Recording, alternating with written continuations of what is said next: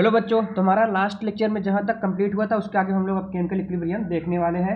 तो अब हमारा आता है factors affecting the chemical equilibrium constant. क्या होता है? Factors affecting equilibrium constant. ठीक है, फैक्टर अफेक्टिंग इक्विलिब्रियम कांस्टेंट। तो सबसे पहले आपको वो जो अपना क्या बोलते हैं, सबसे पहले आपका जो वेंट ऑफ इक्वेशन है, आपका जो वेंट ऑफ इक्वेशन है उसे हमें लिख लेना है। लॉग जो कि K2 upon K1 is equal to delta H upon 2.303 R bracket में 1 upon T1 minus 1 upon T2। देखो, ये जो केमिकल इक्विलिब्रियम का जो कांस्टेंट है ये सिर्फ डिपेंड करता है किसके ऊपर? सिर्फ डिपेंड करता है ओनली ऑन टेम्परेचर।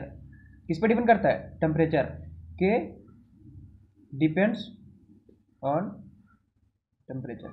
अब यहाँ पर दो कंडीशन हो सकती है, या तो अगर रिएक्शन में से हीट निकल रही है तब तो एक्सोथर्मिक है, अगर हीट एब्जॉर्ब हो रही है तो क्या है? वो इंडोथर्मिक है। तो सबसे पहले हम बात कर लेते हैं इंडोथर्मिक के लिए। इंडोथर्मिक के लिए क्या होगा?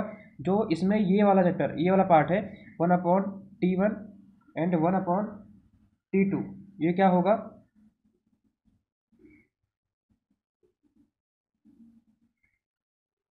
ये 0 से बड़ा होगा, यानी कि इसमें जो डेल्टा H होगा, ये जो वैल्यू डेल्टा H की, ये क्या होगा? ये पॉजिटिव होगा। अब हमें फैक्टर्स हमने क्या लिखा है? Factors affecting the equilibrium constant, यानी हमें बात इसकी करनी है। अब देखो, हम लोग अगर यहाँ देखते हैं तो log K2 अपॉन K1, जब ये वाला पार्ट जो है, ये वाला अगर 0 से बड़ा है, यानी कि टोटल पूरा जो होगा वो भी 0 से बड़ा ही होगा। तो K2 upon K1 is greater than 0, तो आप हम लोग इसको लिख सकते हैं log K2 minus K log K1 is greater than 0। तो log K2 is greater than log K1। अब K2 is equal to K1, क्योंकि जब log, अगर मान लो log K2 बड़ा है तो K2 की वैल्यू बड़ी होगी। तो हम ऐसा कह सकते हैं कि the value of equilibrium constant increase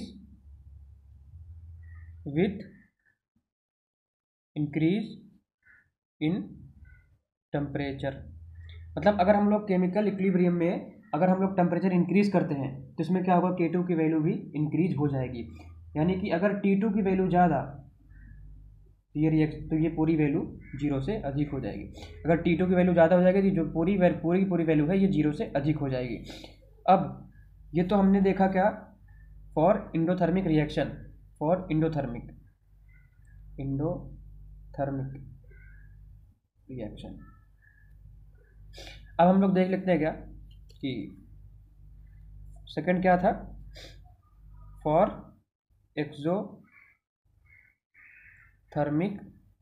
reaction, delta H क्या होता है उसमें? निगेटिव। इसमें क्या होता है? अब इसमें अगर होगा तो इसमें log K2 अपॉन K1 जो होगा वो 0 से कम होगा, 0 से कम होगा, यानी कि log K2 minus log K1 is less than 0। तो यहाँ पर क्या होगा? तो log K2 is less than log K1, तो K2 is less than K1। तो हम लोग ऐसा कह सकते हैं कि on increasing temperature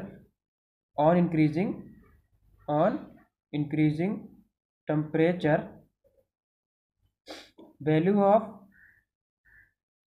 equilibrium constant on increasing temperature value of chemical equilibrium constant decrease with increase in temperature।